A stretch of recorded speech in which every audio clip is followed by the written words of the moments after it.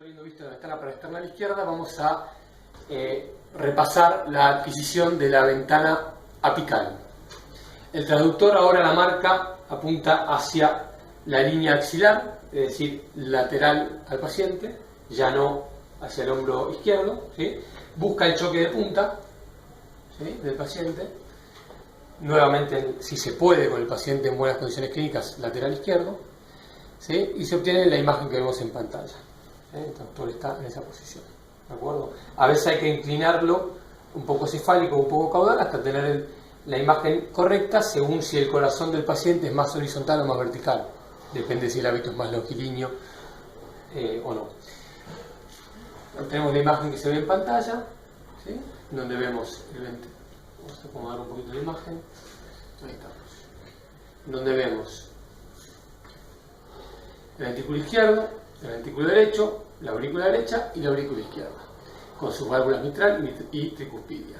Siempre la válvula tricuspidia más apical que la válvula mitral. Esa es una de las formas de confirmar que el ventrículo derecho es ese, es decir, no existe ninguna anomalía donde la válvula tricuspidia tenga una implantación alta, es decir, auricular. Sí existe obviamente la anomalía de agenesia o hipoplasia del ventrículo derecho, en donde la válvula tricuspidia se inserta más apical, ¿sí?, pero no una malformación en donde sea más auricular. Con lo cual siempre la válvula tricuspidia es más alta que la válvula mitral.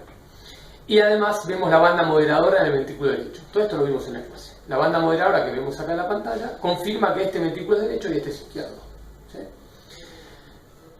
Vemos entonces acá, como decíamos en la clase, la cara lateral y el septum, ¿sí?, en esta vista. Y acá lo que hacemos es rápidamente pasar un Doppler por la válvula mitral, pulsado,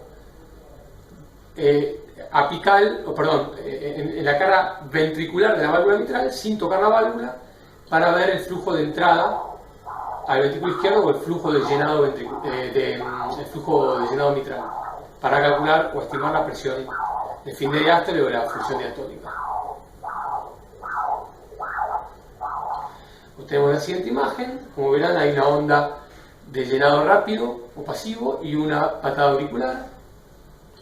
Medimos la onda pico, la velocidad pico de la onda E, vamos a ver esta de acá, que es de 65 centímetros por segundo, que es normal. Luego medimos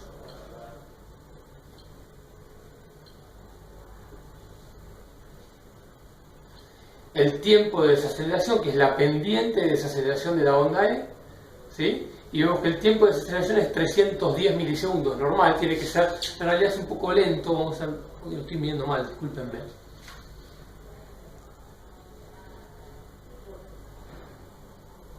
Ahí está bien medido. 235 milisegundos, ahora sí, normal, que es normal hasta 250 más o menos, ¿sí?, desde 150 a 250. Y luego medimos la onda A, que en este caso mide 44 centímetros por segundo. Ahí hacemos la relación EA, que tiene que ser menor a 1. Obviamente 67 dividido 44 es menos de 1.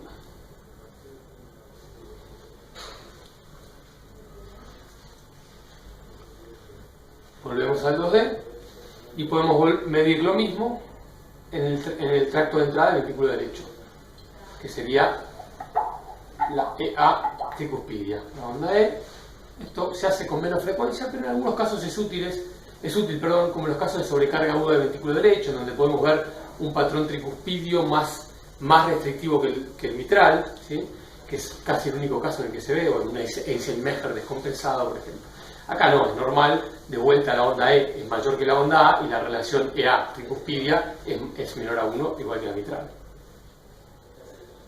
Volvemos al 4 cámaras, haciendo una pequeña inclinación apical y giro antihorario.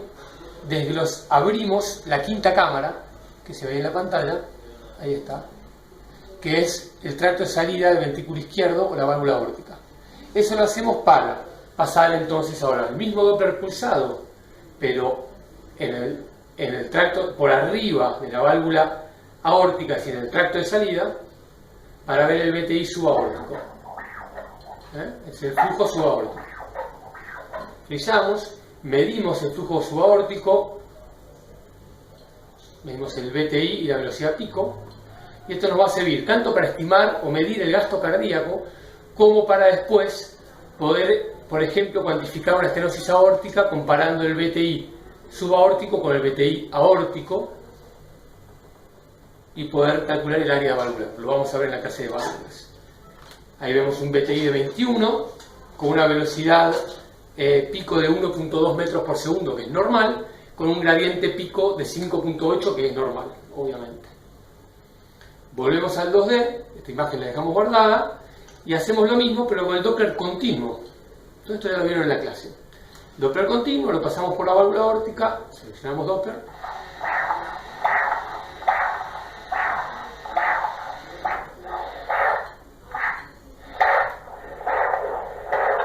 Y tenemos el mismo flujo, pero ahora valvular, no subvalvular, sino valvular. Este flujo es siempre, al menos, un poco más acelerado que el subvalvular. En general no mucho, porque la válvula aórtica se abre completamente. Las válvulas aórticas que se abren menos o que se van estenosando, ahí sí se ve una diferencia importante entre la velocidad y el VTI del flujo aórtico comparado con el subaórtico. Eso lo vamos a ver en la clase de estenosis aórtica. Lo mismo, medimos el VTI y la velocidad pico, es decir, dibujamos el contorno del flujo, como estoy haciendo en la pantalla, con el mouse. Dibujamos el contorno y la velocidad pico. Y acá nos da un VTI de 27, un poco mayor que el subaórtico siempre, y una velocidad pico de 1.37, un poco mayor que la subaórtica. Si hacemos y un gradiente pico de 7.5. Si después hacemos las cuentas para estenosis aórtica con el diámetro del tracto salino ventrículo izquierdo, va a tener un área valvular normal, en este caso por supuesto. Lo vamos a ver en la clase de estenosis. Volvemos al 2D, entonces repasando, habíamos hecho la visión inicial de las 4 cámaras. Después le pasamos un Doppler mitral y después un Doppler tricuspidio pulsado. Miramos obviamente la imagen bidimensional, la contractilidad de la cara lateral, la contractilidad del septum, ¿sí? Y después pasamos a 5 cámaras, es un Doppler pulsado subaórtico y un Doppler continuo de la válvula aórtica.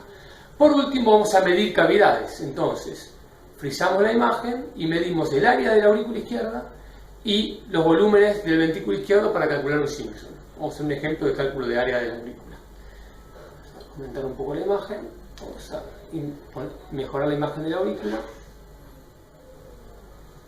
Frisamos la imagen, vamos a la válvula, la aurícula, cuando la aurícula en fin de sístole, es decir, antes de empezar el llenado, vamos al clip anterior a que se abra la válvula mitral, ¿sí? O si no, con el electrocardiograma nos posicionamos en el inicio del QRS, que es sobre la onda T, que es fin de sístole. Y ahí con el caliper seleccionamos manual y dibujamos el contorno de la aurícula, como vemos en la pantalla. Al dibujar el contorno de la aurícula tenemos el área, que es de 17 centímetros cuadrados, que es completamente normal. Volvemos al 2D y lo mismo podríamos calcular entonces una fracción de eyección de Simpson, ahora haciendo foco en el ventrículo. Los fines prácticos por el tiempo de video no lo vamos a hacer, pero es lo mismo. Dibujamos el contorno del ventrículo izquierdo en sístole y en diástole y tenemos la fracción de eyección por Simpson en el 4 cámaras. De 5 cámaras, como habíamos hecho en el paraesternal izquierdo, le pasamos un color. Ahí estamos en 5 cámaras, ¿no? Como veníamos viendo, válvula aórtica, válvula mitral. Le pasamos un Doppler color, haciendo foco primero en la mitral, a ver si hay jet de insuficiencia. Vemos que no hay ningún flujo regurgitante acelerado, no tiene insuficiencia mitral.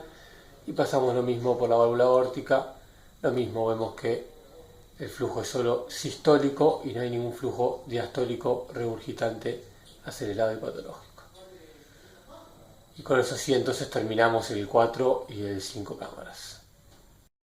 Terminado el 4 cámaras y el 5 cámaras, vamos a pasar con un giro antihorario de menos de 180 grados al 2 cámaras. Y ahí obtenemos entonces la imagen de la cara. Antes teníamos cara lateral y septum posterior, ahora tenemos entonces cara anterior y cara inferior, ¿sí? Y evaluamos la contractilidad regional. Seguimos girando un poco más, ahora sí completando los 180 grados, y pasamos al eje largo del ventrículo izquierdo apical, donde volvemos a ver el septum y la pared posterior, como veíamos en el eje largo parasternal izquierdo, pero en sentido apical, y el tracto de salida con la válvula aórtica. Acá estamos evaluando la contractilidad de la cara posterior y del septum, nuevamente. Vemos que se contrae todo bien, no hay trastornos regionales de la contractilidad, y terminamos entonces la ventana apical.